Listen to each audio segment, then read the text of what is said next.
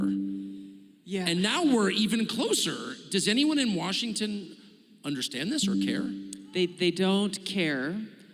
That's a fact. If they did care, they wouldn't speak so easily about the fact that we are closer to the brink of nuclear war than ever before in our country's history.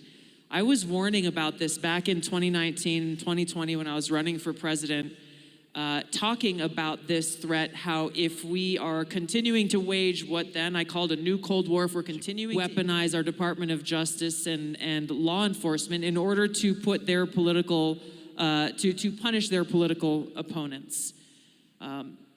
You know, that press conference that Merrick Garland did, this is still going on today. Sometimes I get the Quad S, sometimes I don't, but I've heard from people who have confirmed that my targeting package is still operational. So, I mean, you're an Army officer, we're a sitting member of the United States Congress. In the interest of the American people, first and last, then we end up with what we have in the permanent Washington establishment, with people who are more concerned about not ruffling feathers than actually rooting out the deep rot of corruption that has long existed in our government across Democrat and Republican administrations in Congress.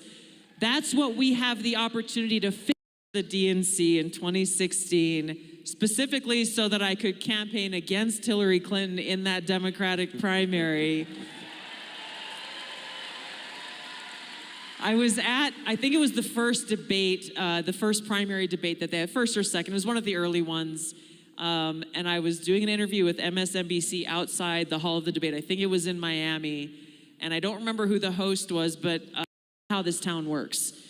You are a member of Congress now, and you will never stand in line again in this town. Struck me as kind of a very strange thing to say. But it was that kind of mentality that I saw very quickly turn people who were cool, friendly, normal, to all of us in a position where you are impacting the lives of the American people when you're really only thinking about yourself. Amen. I do think one of the things that sets you apart from not all, but many of your colleagues is that you had a spiritual center. You weren't looking for deep affirmation from them or anyone else. Do you think that there's some kind of religious revival, low-key religious revival going on in this country? You travel constantly. Do you feel that? I really do. You do? I do. I feel it here tonight.